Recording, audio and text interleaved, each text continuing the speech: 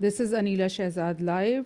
और आप देख रहे हैं अपना channel global thought and awareness broadcast. आज हम बात करेंगे मणिपुर के अंदर जो अनरेस्ट है उसके बारे में। इंडिया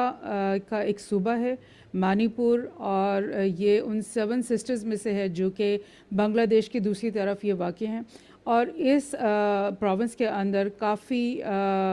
दिनों से, बल्कि इस साल के शुरू से ही ऑलमोस्ट आप कह सकते हैं कि टेंशन्स और थोड़ा क्लैशेस जो हैं वो शुरू हुए हैं। लेकिन ऐसा लगता है कि इंडियन गवर्नमेंट जो है वो इस सिचुएशन को कंट्रोल करने में अभी तक नाकाम रही है। और कुछ ऐसा भी लग रहा है जैसे कि ये जो बीजेपी गवर्नमेंट है जो कि बहुत ज़्यादा, आपको पता है कि ये फनाटिक और हिंदुत्व टाइप की गवर्नमेंट है, तो ये इनकी अपनी कुछ पॉलिसीज़ ऐसी हैं जिसकी वजह से इन क्लैशेस ने ज़ोर पकड़ा है। तो ये मार्च और अप्रैल के महीने में प्रोटेस्ट जो है, ये जैसे मैंने आपको शेयर किया तस्वीर स्क्रीन पे आप देख रहे हैं कि ये मार्च और अप्रैल के महीनों में प्रोटेस्ट काफ़ी ज़्यादा हो गए, बल्कि इतने ज़्यादा कि 60,000 80,000 लोग जो है इन प्रोटेस्ट में हिस्सा लेते रहे और काफ़ी तोड़ फोड़ और हंगामा आराई और इवन काफ़ी जाने भी गई हैं। और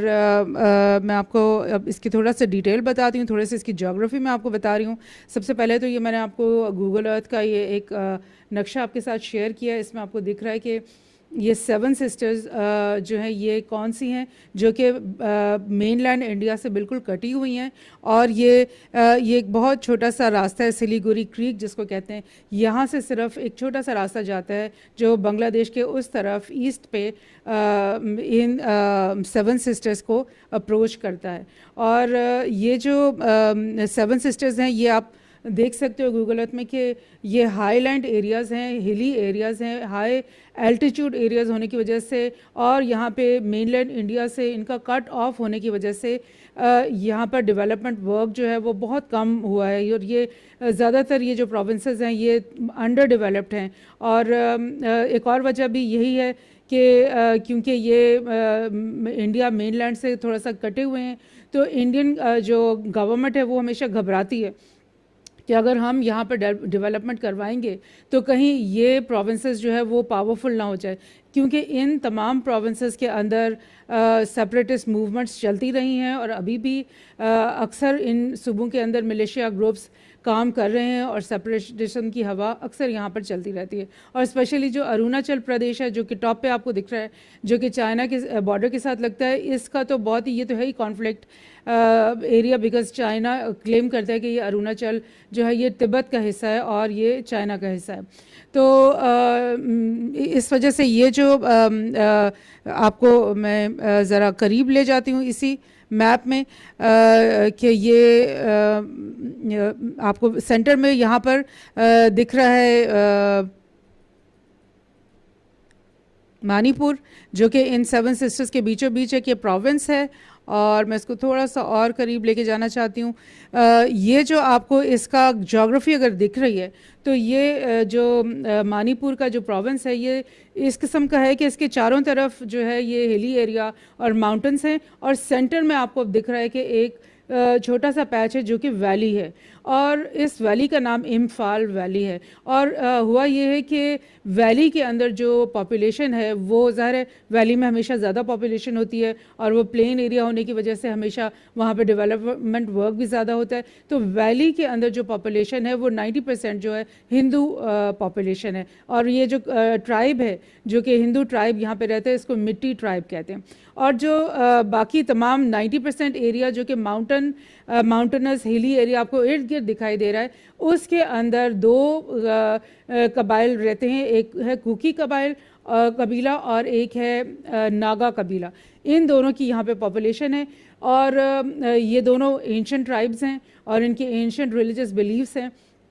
और ये हिंदू के अंदर शामिल नहीं होते। लेकिन ये जो पूरा माउंटेन एरिया है जो कि 90% ऑफ मणिपुर है, इसको इंडियन गवर्नमेंट ने प्रोटेक्टेड या रिज़र्व एरिया के तौर पे बना दिया हुआ है। अब जब आप एक एरिया को प्रोटेक्टेड या रिज़र्व एरिया बना देते हो तो वो एक, आप समझ लो कि जैसे एक विल्डर लैंड हो जाता है या एक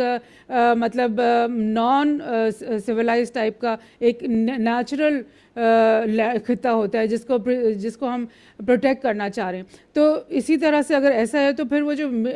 कुकी और नागा ट्राइब्स हैं या और दीगर कुछ और ट्राइब्स वहाँ पे रहते हैं, तो वो भी वो उस रिज़र्व का हिस्सा बन जाते हैं और उनके पास वो वाले राइट्स नहीं होते जो कि एक सिटीज़न के, एक प्रॉपर सिविल सोसाइटी के अंदर राइट्स होते हैं। तो यही हुआ है कि ये जो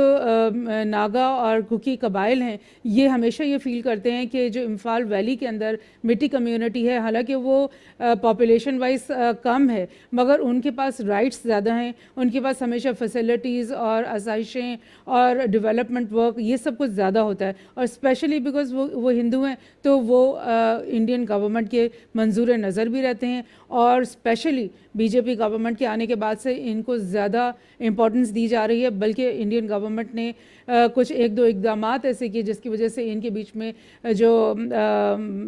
आप समझ ले नाराज़गी है या कॉन्फ्लिक्ट का सिचुएशन है वो ज़्यादा उभर करके आई। एक तो ये हुआ कि जो इंडियन गवर्नमेंट ने ये कहा बिकॉज़ ये जो इम्फाल वैली के अंदर मिट्टी कम्युनिटी रहती है, इनके पास सिर्फ 10% ऑफ द लैंड है और ये लोग जो हैं ये इनकी पॉपुलेशन जो है वो ऑलमोस्ट 50% है पूरे मणिपुर की। और पार्लियामेंट के अंदर जो इनकी सीट्स है 60 सीट्स जो इस प्रोविंस की हैं उसमें से 40 सीट्स ये जो मिट्टी कम्युनिटी के पास है। तो इस वजह से भी वो ट्राइबल्स जो है वो खार खाते हैं इनसे कि इनको इनकी पॉपुलेशन से ज़्यादा क्यों मिला हुआ है, कोटा मिला हुआ है पार्लियामेंट के अंदर। अब गवर्नमेंट ने ये किया कि उन्होंने बोला कि ऐसा करते हैं कि जो मिट्टी कम्युनिटी है उसको भी हम शेड्यूल्ड ट्राइब्स में शामिल कर लेते हैं। अब शेड्यूल्ड ट्राइब्स में अगर आप शामिल कर लोगे तो फिर क्या होगा कि मिट्टी कम्युनिटी भी उस तमाम रिज़र्व लैंड में से ज़मीनें ख़रीद सकेगी जो कि अभी फ़िलहाल कुकी और नागा ट्राइब्स के साथ रिज़र्व हुआ हुआ है। तो इस बात के ऊपर जो है उन ट्राइबल्स को बहुत ज़्यादा तशवीश हुई और उन्होंने कहा कि ये बहुत ज़्यादा ज़्यादती हो रही है। पहले ही हम लोग जो हैं वो हमें हमारे साथ सौतीलों वाला सलूक होता है। इसके अलावा फरवरी में एक और काम किया बीजेपी गवर्नमेंट ने, उन्होंने एक एविक्शन ड्राइव शुरू की और कुछ जो कुकी और नागा के ट्राइबल के लोग जो हैं कुछ ऐसे भी हैं ज़ाहिर है जो कि इम्फाल वैली के अंदर भी रहते हैं क्योंकि सदियों से ये लोग रह रहे हैं, तो ज़ाहिर है कुछ उनमें से ऐसे भी होंगे जो वैली में रह रहे हैं। अब उन्होंने बोला कि ये जो वो वैली के अंदर कुकी और नागा पीपल हैं इनको निकाल दो यहाँ से और वापस पहाड़ों की तरफ धकेल दो। तो इस एविक्शन ड्राइव की वजह से पहले सबसे पहले ये झगड़ा शुरू हुआ और इन्होंने बहुत शोर मचाया और ये हंगामा आराई हुई कि क्या वजह है, क्या हम लेसर ह्यूमंस हैं, क्या हम इंसान नहीं है जो हम सिविलाइज जो है टाउनशिप्स के अंदर नहीं रह सकते, क्यों हमें बाहर की तरफ या पहाड़ों की तरफ धकेला जा रहा है। तो ये कुछ आपको समझ में आ रही है कि एक तो ये एक फार ऑफ प्रोविंसेस हैं, यहाँ पर वैसे ही डेवलपमेंट कम होती है, यहाँ पर वैसे ही सेपरेटिज़म की हवा चलती रहती है और उसके ऊपर ये कि बजाय कि कोई कंसोलिडेशन का फार्मूला अप्लाई करती इंडियन गवर्नमेंट, उसके बदले बीजेपी ने आकर के अपनी वही हथकंडे और वही लाइक फैनेटिक किस्म के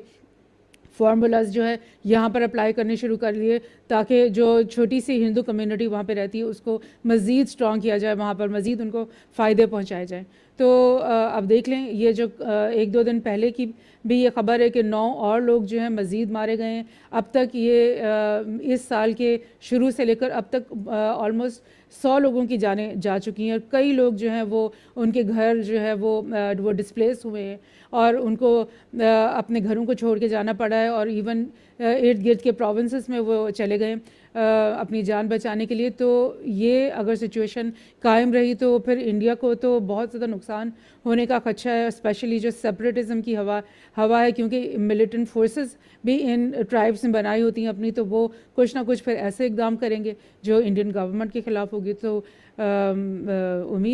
उम्मीद करनी चाहिए कि गवर्नमेंट, इंडियन गवर्नमेंट को बेहतर इकदाम इन लोगों को के साथ पीस और कंसोलिडेशन के लिए उठाएगी। Thank you.